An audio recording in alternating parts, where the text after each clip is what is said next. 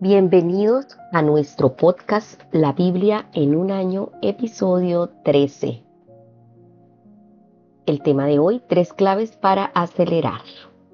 Antes de iniciar en materia en este devocional, quiero recordarles que estamos ejercitándonos para la eternidad en este año 2026.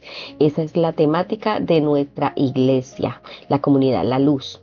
Recuerde que este tiempo de luz que ilumina mi camino es una parte de los ejercicios para esa disciplina que debemos tener a diario para cumplir con el objetivo de este año, que es ejercitándonos para la eternidad. Ahora sí vamos al tema de las 3 claves para acelerar. Años atrás nos pidieron a Pipa y yo, dice el pastor Nicky, que habláramos en una conferencia en Somerset, en el sureste de Inglaterra. El viaje desde Londres debía llevar alrededor de 3 horas. Sin embargo, era un día realmente caluroso y delante de nosotros se había incendiado un camión de heno, derramando su carga en la carretera y como resultado había derretido el asfalto. Estuvimos atascados casi inmóviles durante 5 horas. Finalmente fue un gran alivio cuando llegó el momento de acelerar. En nuestra vida personal, en la vida de la iglesia y el ministerio, hay momentos en los que sentimos como si estuviéramos atascados y fuéramos incapaces de avanzar. En otras ocasiones comienzan a aparecer puertas y caminos abiertos y entonces es tiempo de acelerar. Parece ser que los pilotos de Fórmula 1 tienen que estar excepcionalmente en forma y físicamente preparados debido a las fuerzas que se ejercen en su cuerpo durante la carrera. En nuestros pasajes bíblicos de hoy observaremos 3 claves para lograr una aceleración que resulte emocionante y desafiante a la vez. Qué bueno, esto es muy emocionante saber cuáles son esas 3 claves que necesitamos en el momento que el Señor nos diga acelera. Vamos al Salmo, capítulo 9.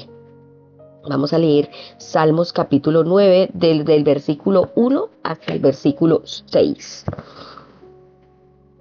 Este es un salmo de David. Dice, cántese con la melodía de muerte del hijo.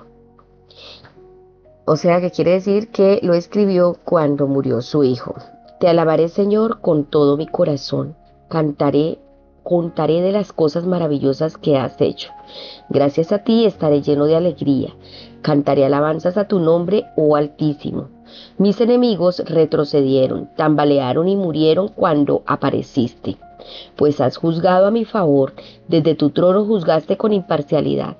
Reprendiste a las naciones y destruiste a los malvados, borraste sus nombres para siempre. El enemigo está acabado, quedó en ruinas eternas. Las ciudades que arrancaste de raíz ya pasaron al olvido. Amén. Bueno, este es el primer texto que leímos y vamos a ver el primer punto relacionado con este texto. El primer punto lo hemos titulado Espera oposición. La aceleración puede conducir a una oposición creciente. Cuanto más elevado sea tu perfil, más críticas recibirás. El pueblo de Dios siempre ha enfrentado oposición. David enfrentó muchos enemigos. Eso lo vemos en los versículos del 3 al 6 que acabamos de leer. La oposición y la enemistad son extremadamente dolorosas y difíciles. En última instancia, no obstante, se nos promete que venceremos en Cristo. En el Salmo de hoy vislumbramos esta realidad. David alaba a Dios por la victoria. Él dice, quiero alabarte, Señor, con todo el corazón y contar todas tus maravillas. Quiero alegrarme y regocijarme en ti y cantar salmos a tu nombre, oh Altísimo. Mis enemigos retroceden. Vivimos en un mundo hostil.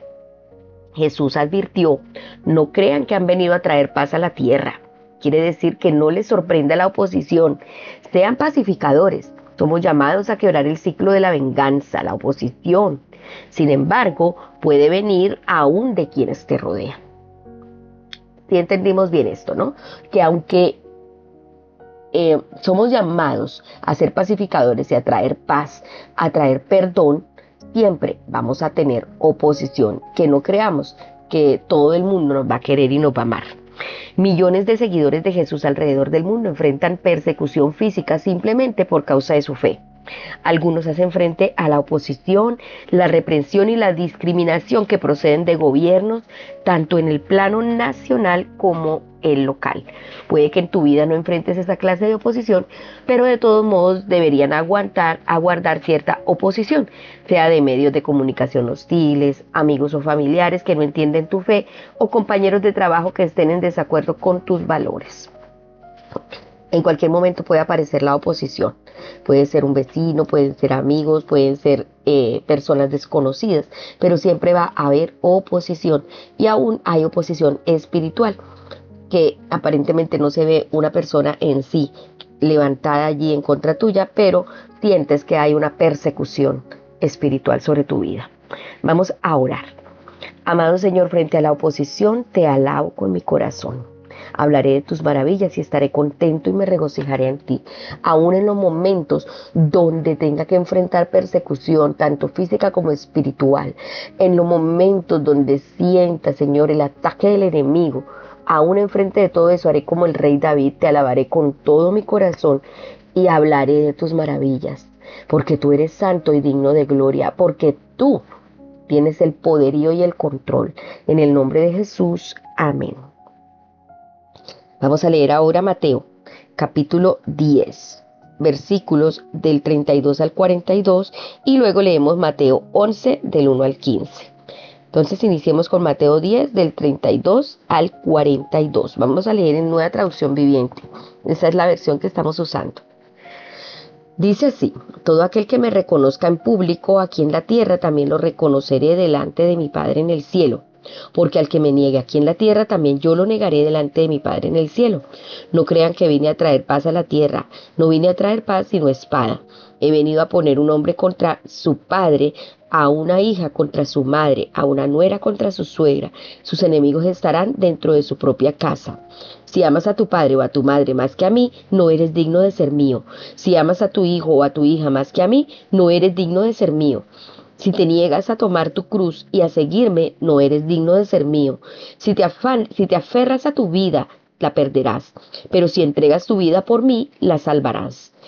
El que los recibe a ustedes, me recibe a mí. Y el que me recibe a mí, recibe al Padre, quien me envió. Si reciben a un profeta como a alguien que habla de parte de Dios, recibirán la misma recompensa que un profeta. Y si reciben a un justo debido a su justicia, recibirán una recompensa similar a la de él. Y si le dan siquiera un vaso de agua fresca a uno de mis seguidores más insignificantes, les aseguro que recibirán una recompensa. Mateo 11, desde el 1 al 15. Jesús y Juan el Bautista. Cuando terminó de darles esas instrucciones a los 12 discípulos, salió a enseñar y a predicar en las ciudades de toda la región. Juan el Bautista, quien estaba en prisión, oyó acerca de todas las cosas que hacía el Mesías. Entonces envió a sus discípulos para que le preguntaran a Jesús: ¿eres tú el Mesías a quien hemos esperado o debemos seguir buscando a otro? Jesús les dijo: regresen a Juan y cuéntenle lo que han oído y visto. Los ciegos ven, los cojos caminan bien, los que tienen lepra son curados, los sordos oyen, los muertos resucitan y a los pobres se les predica la buena noticia. Y agregó: Dios bendice a los que no se apartan por causa de mí. Mientras los discípulos de Juan se iban, Jesús comenzó a hablar acerca de él a las multitudes. ¿A qué clase de hombre fueron a ver al desierto? ¿Acaso era una caña débil sacudida con la más leve brisa? ¿O esperaban ver a un hombre vestido con ropa costosa? No, la gente que usa ropa costosa vive en los palacios. ¿Buscaban a un profeta? Así es. Y él es más que un profeta. Juan es el hombre al que se refieren las escrituras cuando dicen: mira, envío a mi mensajero por anticipado y él preparará el camino delante de ti. Les digo la verdad, de todos los que han vivido, nadie es superior a Juan el Bautista. Sin embargo, hasta la persona más insignificante en el reino del cielo es superior a él. Desde los días en que Juan el Bautista comenzó a predicar hasta ahora, el reino del cielo ha venido avanzando con fuerza y gente violenta lo está atacando. Pues antes de que viniera Juan, todos los profetas y la ley de Moisés anunciaban este tiempo. Y si ustedes están dispuestos a aceptar lo que les digo, él es Elías, aquel que los profetas dijeron que vendría. El que tenga oídos para oír, que escuche y entienda. Bueno, el segundo punto se titula Abraza el sacrificio. Jesús llama a sus discípulos a estar dispuestos a sacrificar todo por su causa. El que quiere a su padre o a su madre más que a mí no es digno de mí. El que quiere a su hijo o a su hija más que a mí no es digno de mí. Tu amor por Jesús debe exceder aún el amor más grande que tengas por las personas más cercanas a ti. Jesús prosigue, y el que no toma su cruz y me sigue no es digno de mí. El que encuentre su vida la perderá y el que la pierda por mi causa la encontrará. Tal vez sea lo que el apóstol Pablo quiso decir al instarnos a ofrecer nuestro cuerpo como sacrificio vivo, santo y agradable a Dios en Romanos 12:1. Esta es la manera como descubres la voluntad de Dios para tu vida, la cual es buena, agradable y perfecta. Si quieres que Dios te use más y si quieres acelerar, debes estar dispuesto a abrazar esa clase de sacrificio. Nada de lo que hagas al servir a Jesús será tiempo ni esfuerzo malgastado. Jesús dice, ¿y quién dé siquiera un vaso de agua fresca a uno de estos pequeños por tratarse de uno de mis discípulos? Les aseguro que no perderá su recompensa. Cualquier cosa, así sea un pequeño vaso de agua. Martín de Tours, en el año 316 al 397 después de Cristo, fue obispo en Tours, Francia, desde el 371 después de Cristo. Una noche muy fría, mientras cabalgaba en su corcel, pasó junto a un mendigo. Martín bajó de su caballo, cortó su túnica en dos y le dio la mitad al indigente. Esa noche Martín tuvo un sueño en el que vio a Jesús con sus hombros cubiertos por la túnica que había sido dividida. Cuando se le preguntó por la procedencia de tal abrigo, Jesús respondió, me la entregó mi siervo Martín. En el contexto inmediato de Mateo, el sacrificio al que se refiere Jesús puede ser simplemente identificarse con él en un mundo hostil. Dice, a cualquiera que me reconozca delante de los demás, yo también lo reconoceré delante de mi Padre que está en el cielo. Pero a cualquiera que me desconozca delante de los demás, yo también lo desconoceré delante de mi Padre que está en el cielo. Reconocer a Jesús puede suscitar oposición y generar dificultades. Para varios de los primeros discípulos, esta significó literalmente tomar la cruz y seguirlo, aún hasta la muerte. Para nosotros, el costo puede ser distinto, pero también somos llamados a tener el mismo compromiso radical con Jesús. En estos momentos creo que identificarnos con Jesús puede ser identificarnos con los niños, los no nacidos que están abortándolos, las madres, y poder levantar nuestra voz a defenderlos. Puede ser hacer algún trabajo en tu comunidad por alguien que no puede defenderse. Poder levantar tu voz y poner tus ánimos, tus recursos para bendecirlos. Entonces necesitamos y estamos llamados a tener ese compromiso de entrega y de sacrificio por nuestro Señor. Vamos a orar. Amado Señor, ayúdanos a abrazar el sacrificio, a tomar nuestra cruz y a seguirte, a estar más dispuestos a identificarnos contigo y no avergonzarnos de reconocerte, sin importar bajo qué circunstancias estemos viviendo. Hoy te ofrezco mi cuerpo como sacrificio vivo, Señor. Que mi vida, mi cuerpo y todos mis sentidos sean un sacrificio vivo, agradable para ti, porque esa es tu buena voluntad. Tu buena voluntad es agradable y perfecta para nosotros. Y nosotros, Señor, estamos llamados a ese sacrificio. Ayúdanos, Señor. Ayúdanos a vivir unas vidas que sean olor fragante para ti.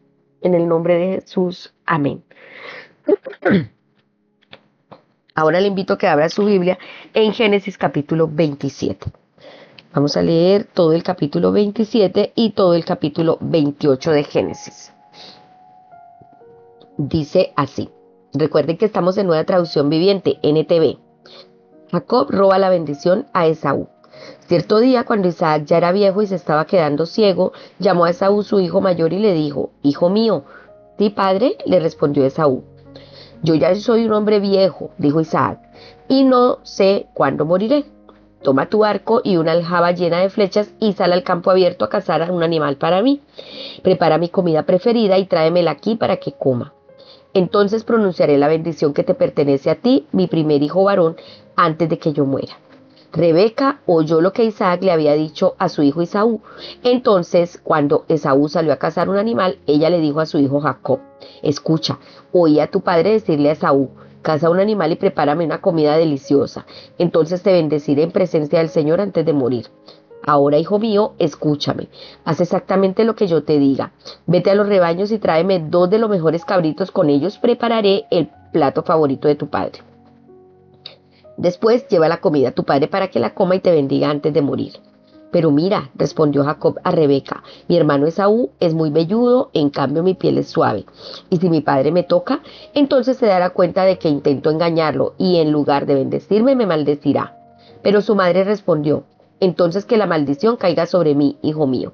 Tú simplemente haz lo que te digo, sal y tráeme los cabritos. Así que Jacob salió y consiguió los cabritos para su madre. Rebeca preparó con ellos un plato delicioso tal como le gustaba a Isaac. Después tomó las ropas favoritas de Esaú que estaban allí en casa y se las dio a su hijo menor, Jacob.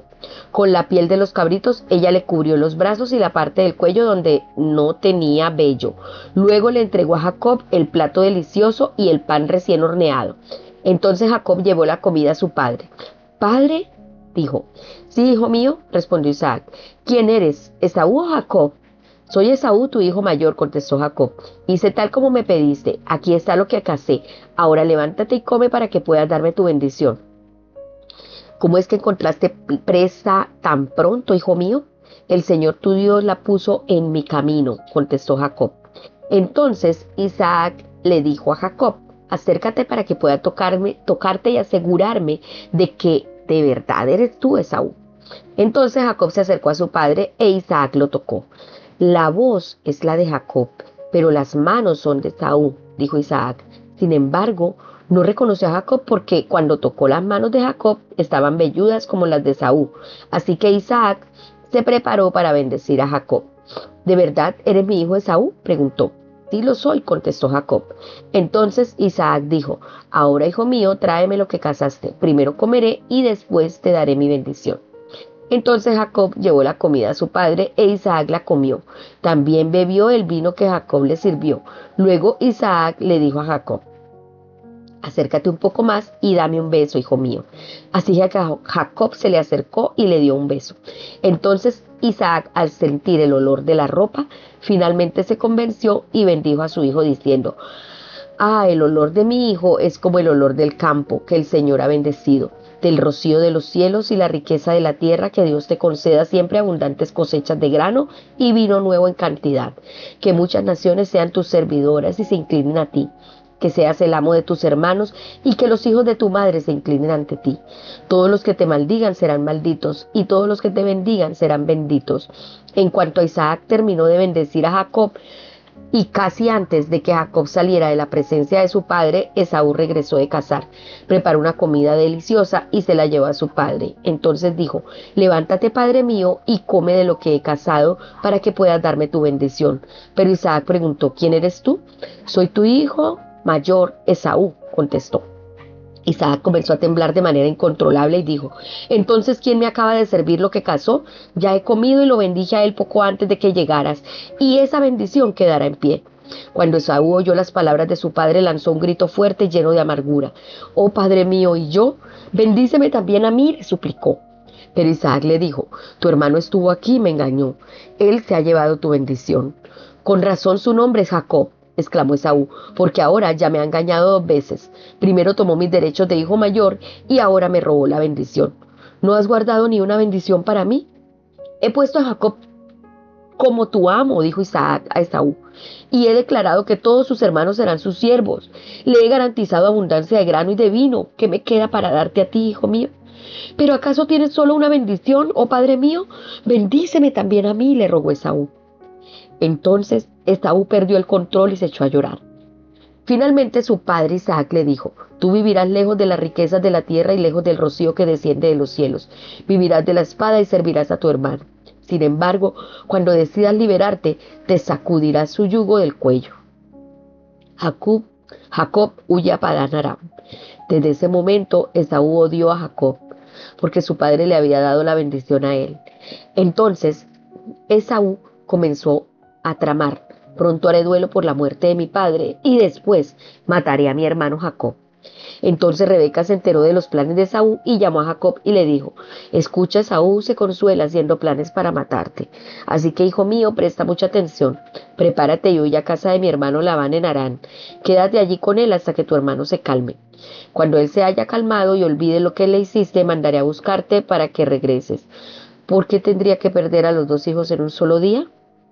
Luego Rebeca le dijo a Isaac: estoy harta de estas mujeres hititas de aquí. Preferiría morir antes de ver a Jacob casado con una de ellas.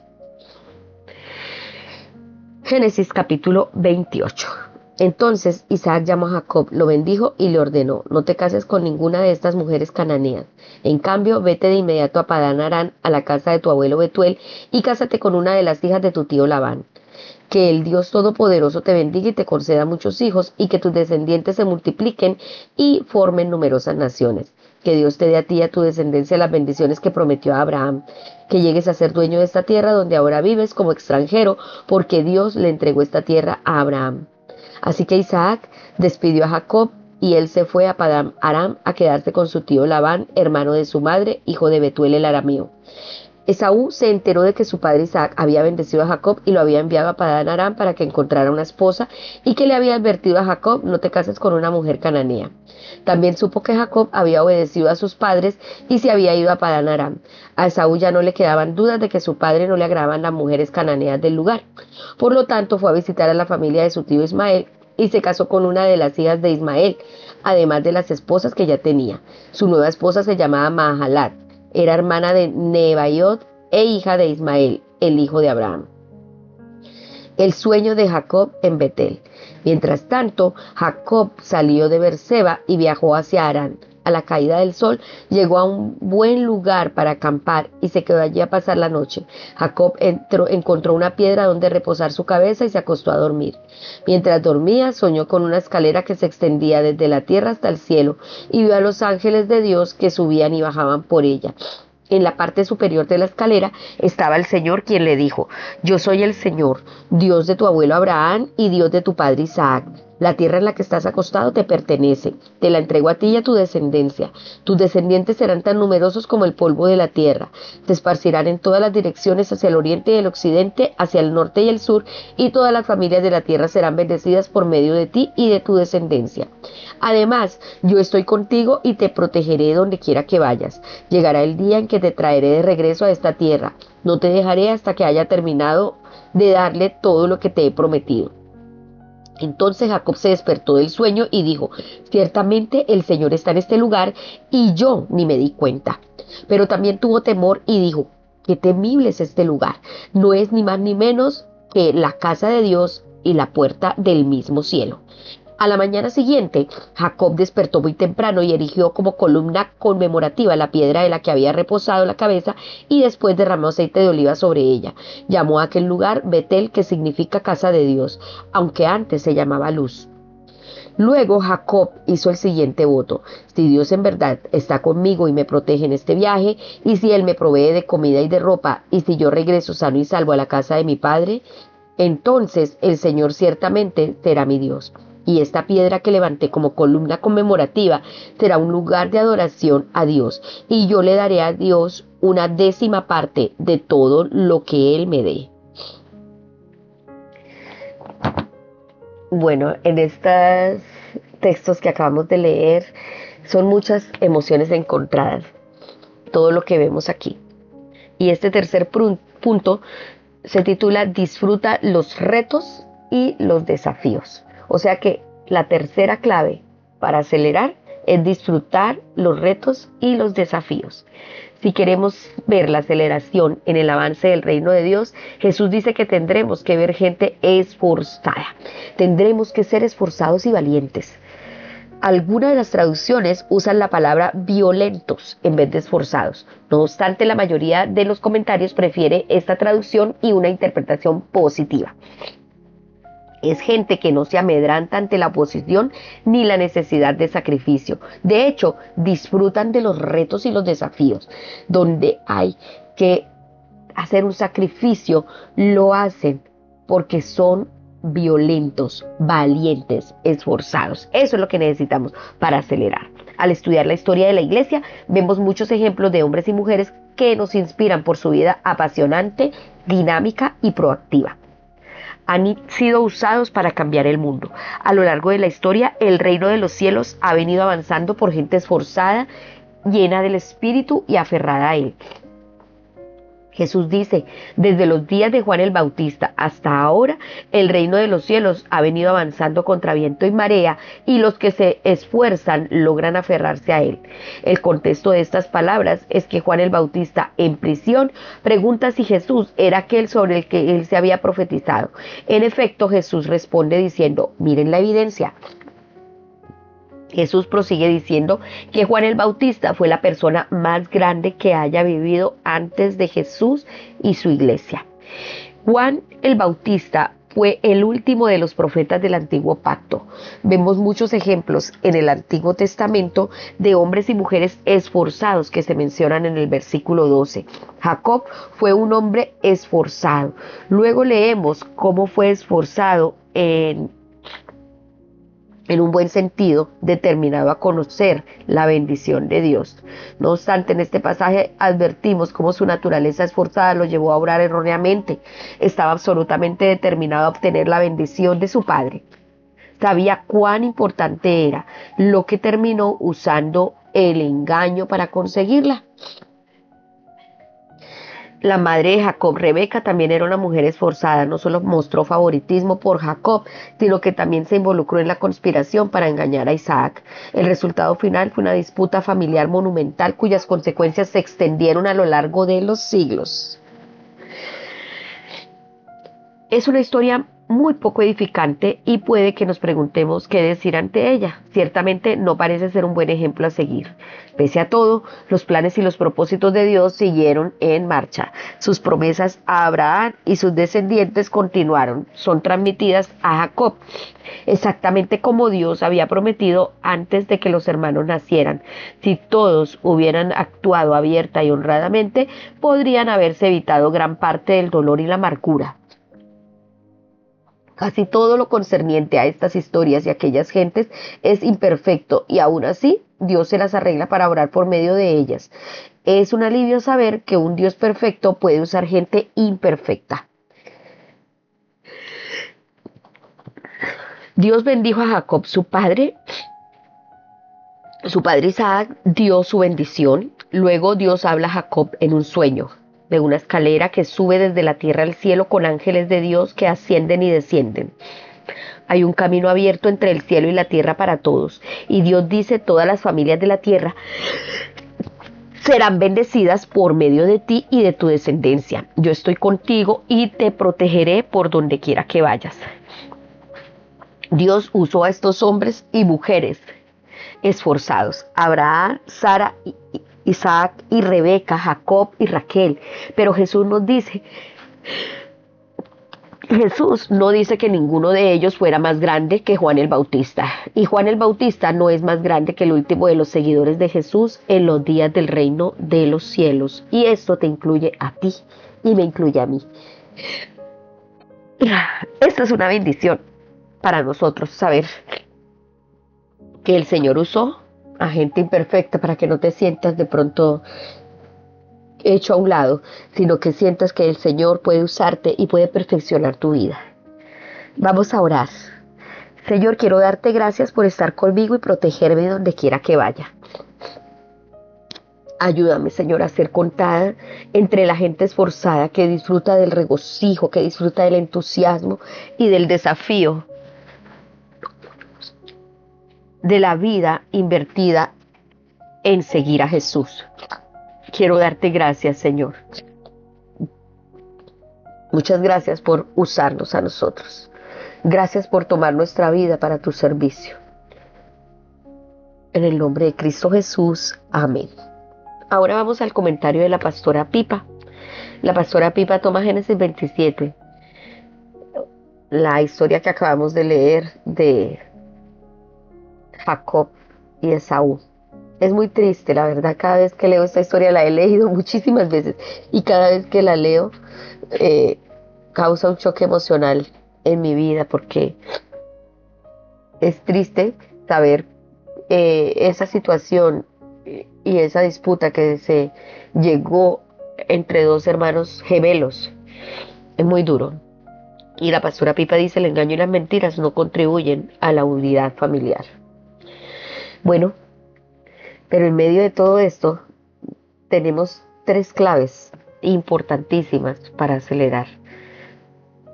Sabemos que debemos disfrutar de los retos y desafíos cuando se pongan delante de nosotros, que debemos abrazar el sacrificio, que el sacrificio no tienes que huir de él, debes sacrificarte para lograr las bendiciones que Dios quiere darte y que también debes esperar oposición. En todo lo que emprendamos siempre va a haber oposición. Bueno, hemos terminado este tiempo y espero que haya sido de muchísima edificación para su vida, así como lo ha sido para la mía.